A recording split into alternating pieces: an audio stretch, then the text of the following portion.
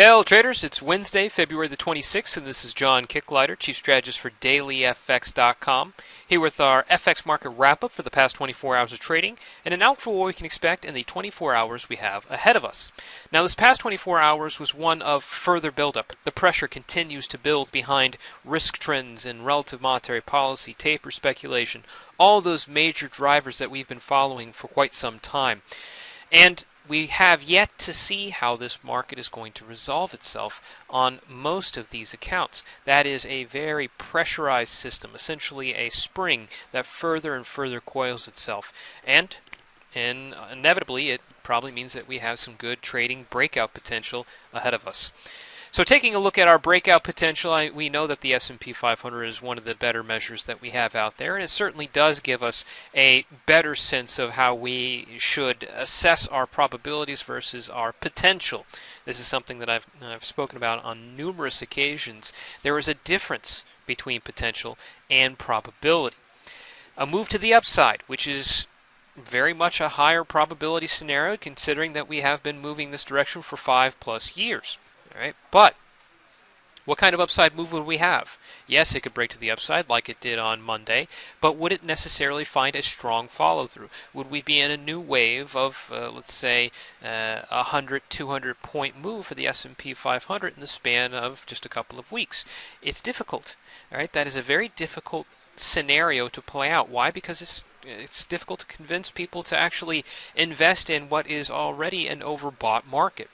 All right, so the probability to the upside is high. You can see we're leaning that direction right now, and the market is flirting with a break to the upside, but the potential is limited. Quite the opposite consideration on the downside.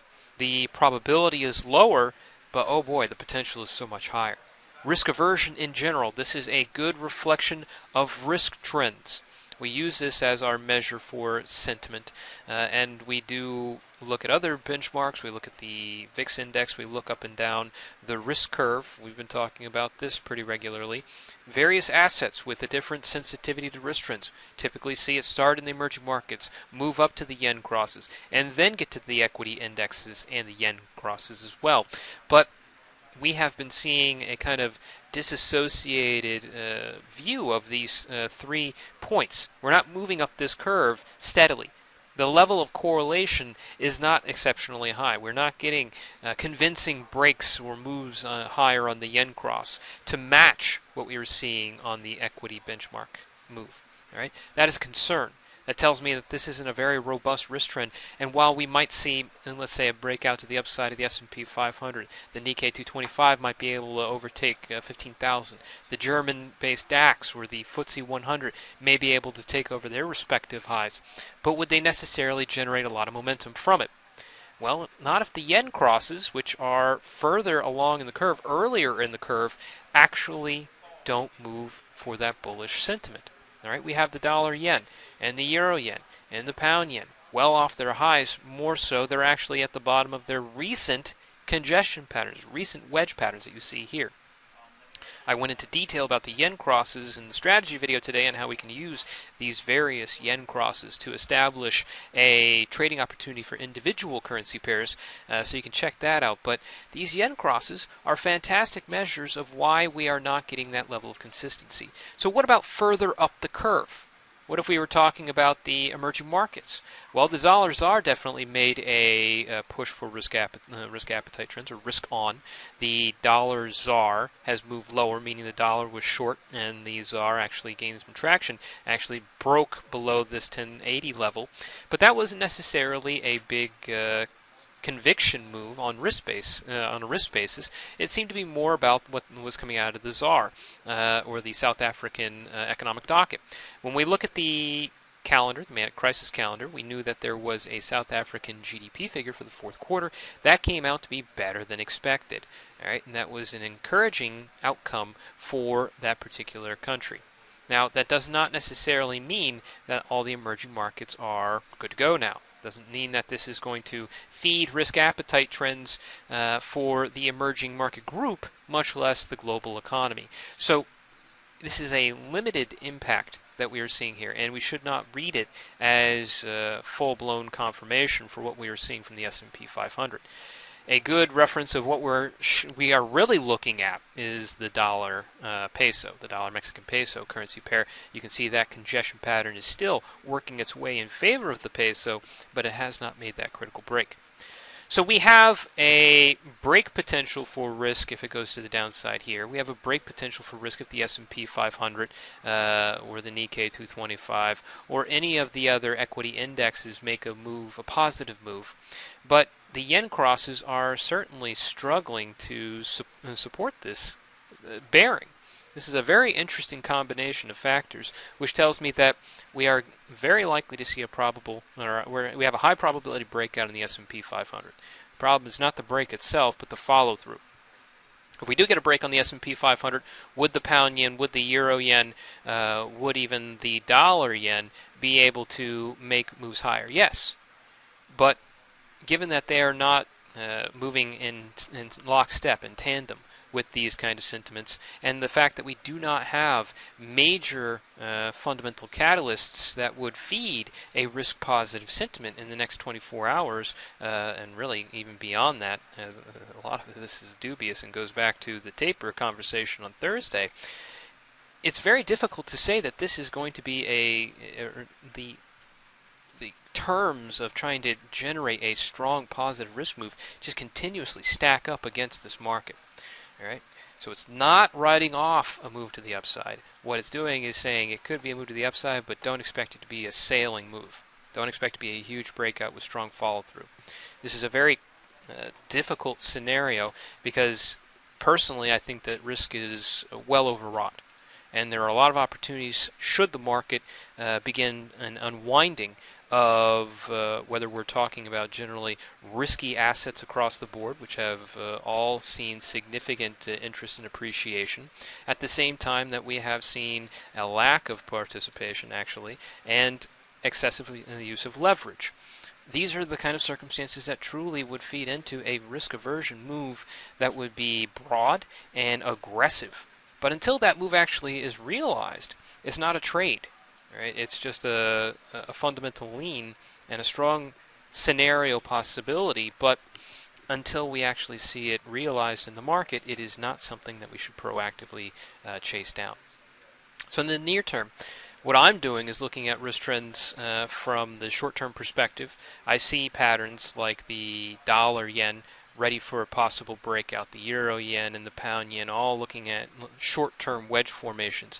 Now, of course, these are right now leaning on the lower end of their wedge patterns, meaning that a break below 170 or a break below 140 or a break below 102 for the dollar yen, those would be better or more immediate opportunities. But that kind of move would likely require a risk aversion drive, which we have not necessarily seen. And it's going to be difficult to pry these markets from their heights. That being said, if the yen crosses try to make a move to the downside at the same time that equities are trying to or sticking to their highs or moving higher, I'm not going to trade at least in size on a yen cross short. All right. Why? Because it's too contradictory. The yen crosses, while they have shown some deviation from the traditional themes, you can't argue with this correlation. Dollar yen Nikkei 225 is a representative of risk. That is too strong of a correlation.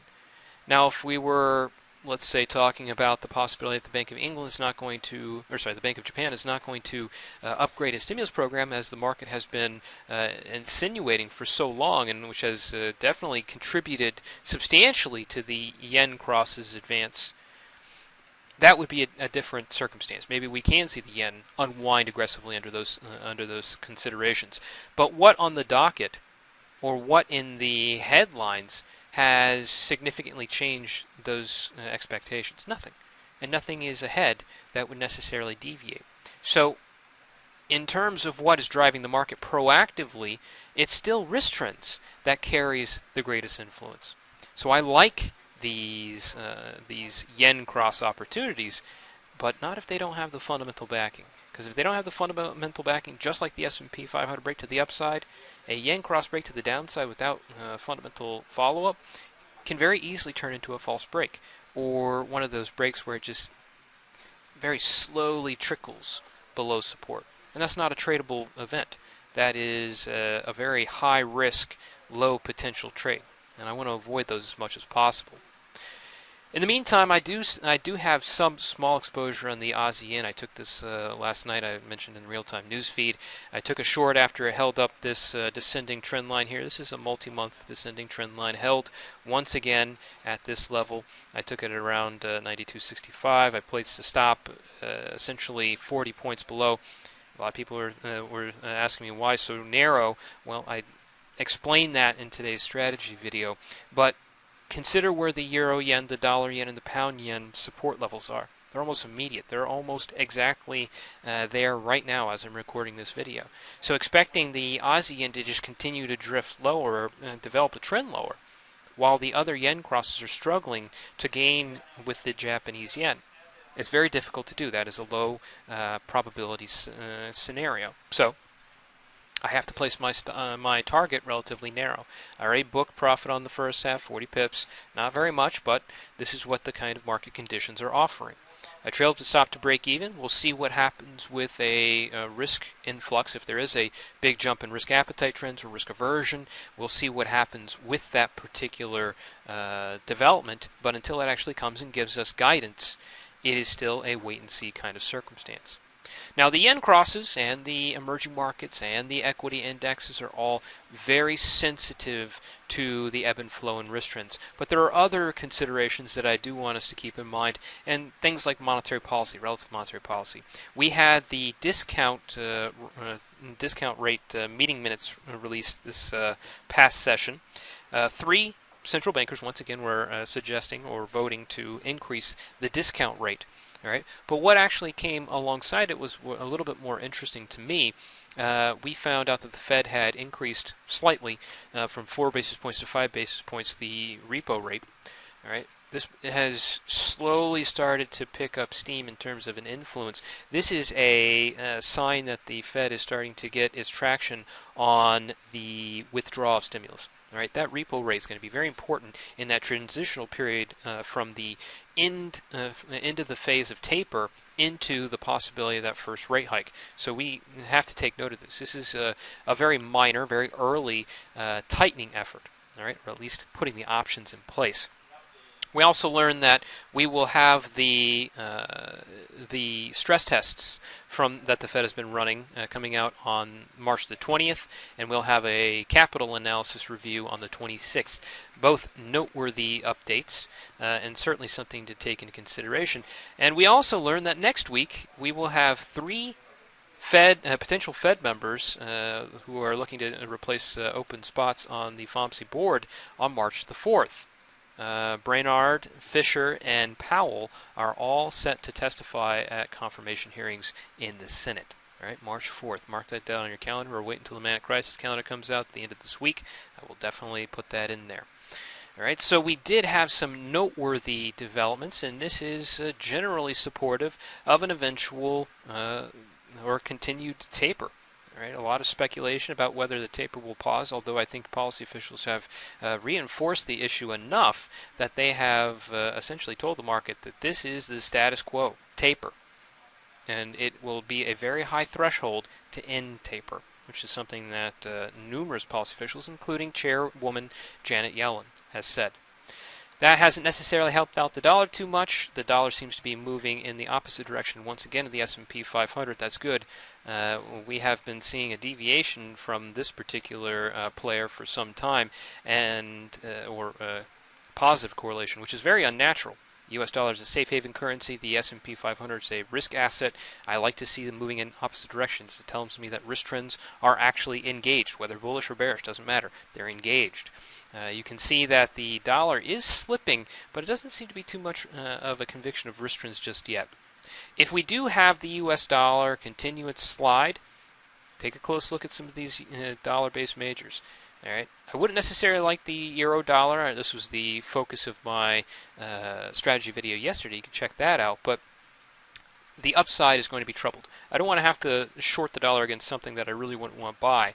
But if I had to look for something that I would think does a good job in a dollar short scenario, Aussie USD. The Aussie interest rate forecast has been throttled, all right, and it's been hammered down to the point that the markets simply aren't pricing in what is reasonable. That eventually the RBA is going to return to a rate hike. It might be a ways off, but it doesn't necessarily constitute a continued pricing of further rate cuts.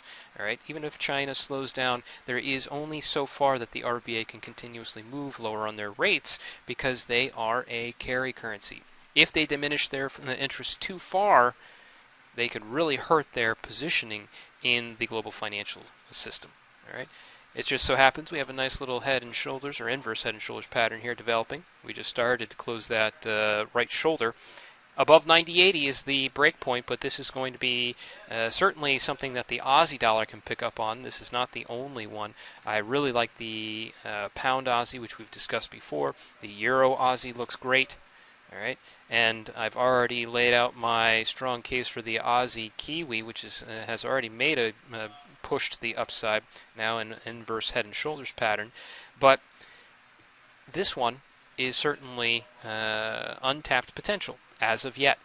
Aussie CAD is something I can also return to. I've already booked profit on this long that I had, but if we get back above parity and we break parity, that's something I can consider as a long Aussie position as well. These two are actually pretty highly correlated, so I have to be careful. But the Aussie dollar definitely has a consideration of the dollar and more of a consideration of risk trends. All right, so that has that potential. In risk aversion, the dollar is well positioned for something like euro dollar. It would well take advantage of this congestion pattern if it did occur in the next 24 to 48 hours. So would the pound dollar, but that might be asking too much. We have to go with what's probable and what we actually have on hand. All right, so we have great potential in these markets, but we have to be very careful. Risk trends are still leaning forward, though we are not getting a consistency across the various assets. Yen crosses are not conforming to what we're seeing on the equity indexes, and the emerging markets are mixed. So until we have something that is more consistent, we see meaningful breaks with strong follow-through and influence across different asset classes, it is best to remain nimble, flexible, and keep your targets and stops relatively nearby. All right, we'll wrap it up there, and keep your eyes on these markets. We'll talk once again tomorrow, and until then, good luck trading out there.